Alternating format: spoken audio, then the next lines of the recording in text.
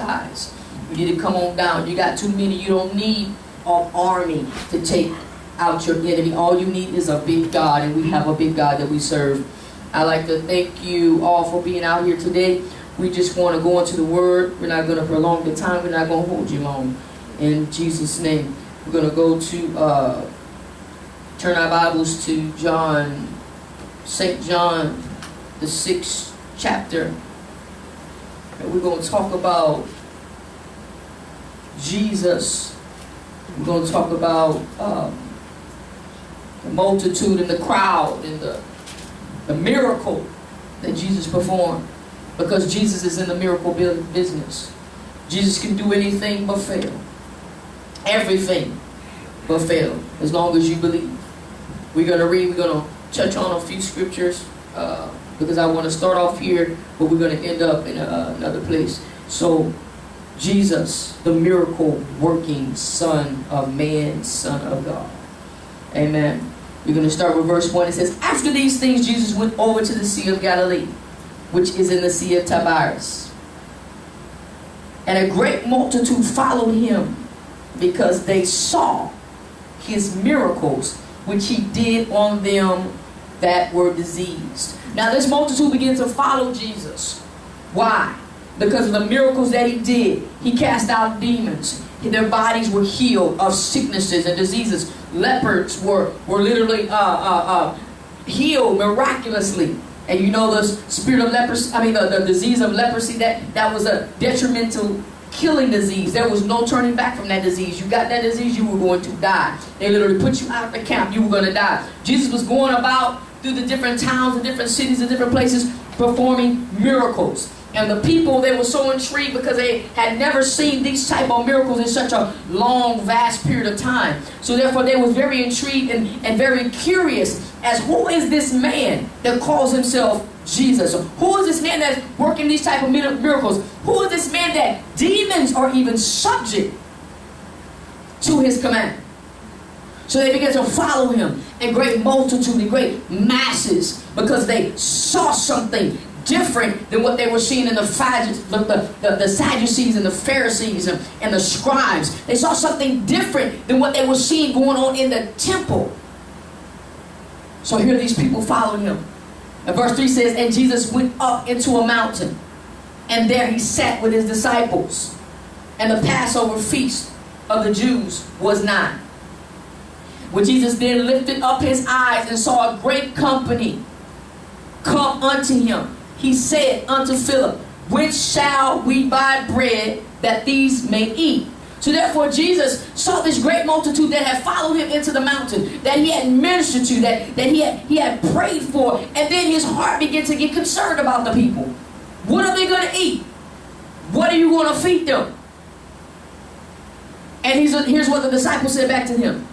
And this he said to prove him, for he himself knew what he would do.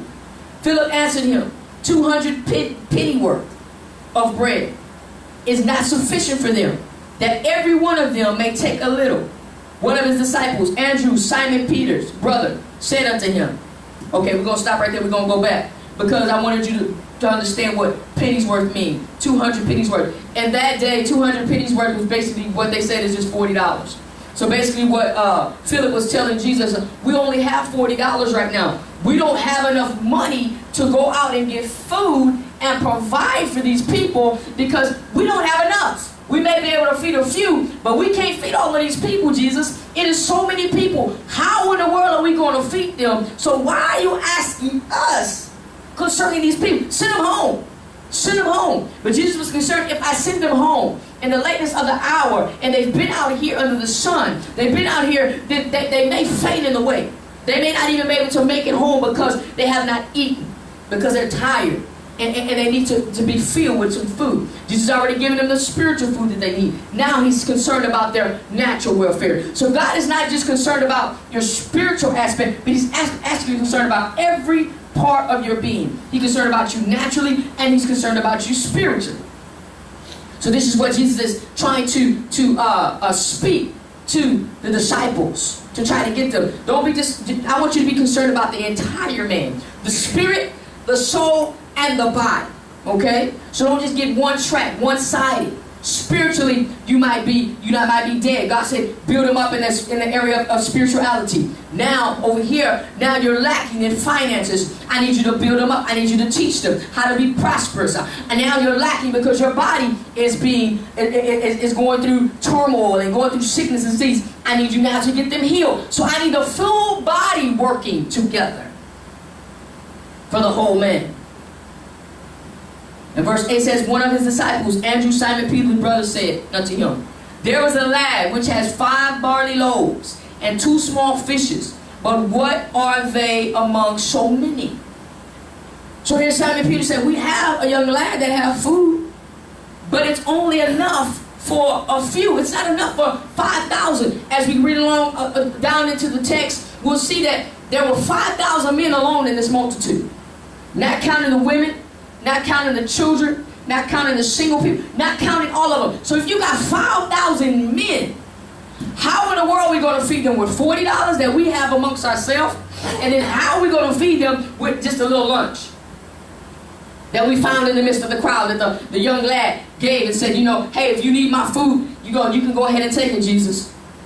But Jesus wasn't bothered by that. He's not bothered about the little that you have, because he knows the little that you have, he can turn it into great. He can turn it into much. So this was the command that Jesus said. And Jesus said, make the men sit down.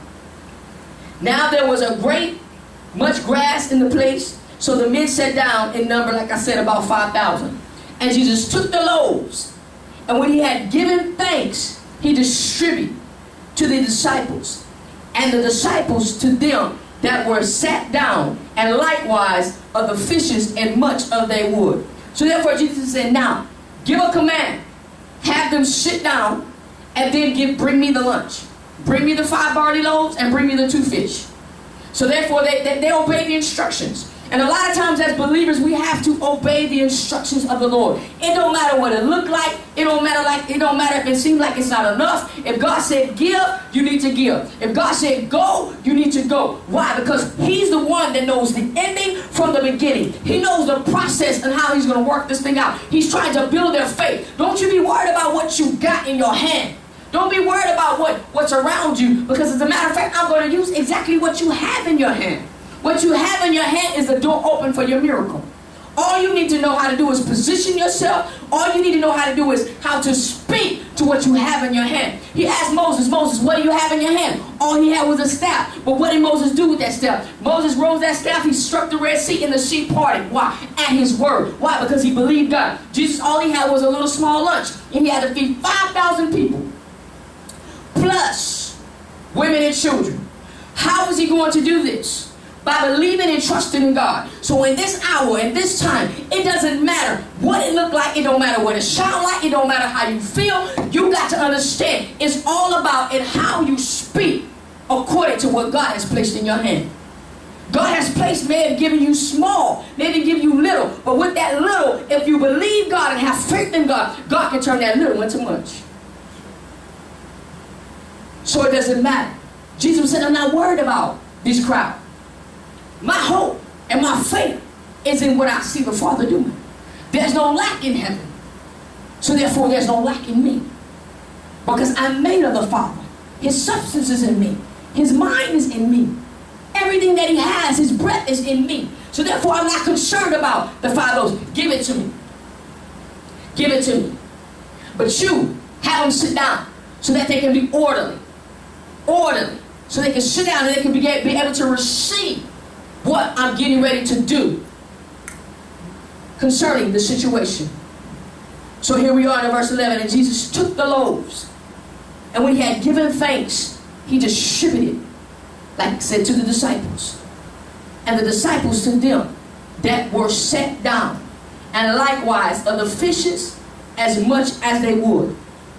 When they were filled, he said unto his disciples, gather up the fragments that remain, that nothing be lost. So therefore, when you get your trust and your hope and your desire and your confidence and your faith in Jesus, in God, guess what? Not only will you have enough to feed, not only will you have enough to do what God is calling you to do, there will be an overflow.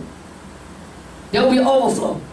Jesus not only had enough to feed the 5,000 men, the women, and the children, and all that was in the perimeter of where he was at, that was on the mountain. He had enough to feed all of them. Why? Just by giving thanks to God. Father, I thank you for what you have placed in my hand. God, I'm going to use it with everything I have, and I'm going to trust you that God, what you have placed in my hand is going to prosper. It's going to perform a miracle. Why? Because there's greatness down on the inside of me, and I speak out greatness. I breathe out greatness. So therefore, there's something, when I ask of the Father, he shall answer. So Jesus was able to feed all these people. This was a miracle.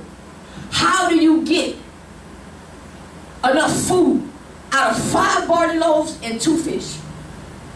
How do you get enough food to feed these people? It's going to take faith. It's going to take faith. How am I going to get out of this situation that I'm in? They're about to foreclose on me. They're about to repossess my car. They're about to fire me. How am I going to get to this place? I only have this little bit of faith. But he said you only need a faith the size of a mustard seed. Jesus had the faith the size of a mustard seed. He said, this shall produce. It shall increase. It shall multiply. It shall take care of what I needed to take care of. Because I belong to the Father. So when he spoke and he told the disciples, begin to hand it out. They probably was in doubt too, like, Jesus, all you did was bless this. It has not done nothing yet. But the blessing, and the blessing is in your going. Your blessing is in the belief that God has spoken this thing to me. Now I'm getting ready to step out on faith. Now they could have sat there and they could have continued arguing with Jesus and said, Jesus, we only got 5 loaves. We only got 5 fish. I don't see how you're going to do this. God ain't asking you. He's not asking you what you see. He's not asking you. He's telling you just to obey.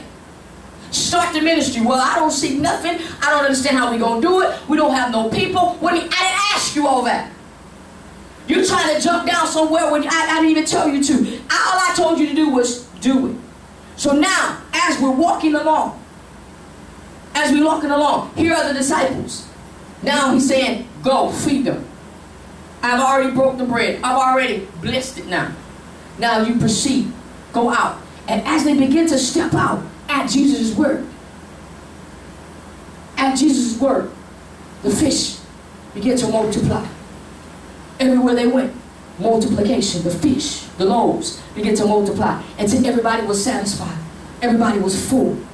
Now they could go on their way and go home. And Jesus, and the disciples began to look at Jesus. My God, what manner of man is this man that we're serving? What manner of man are we following? They've never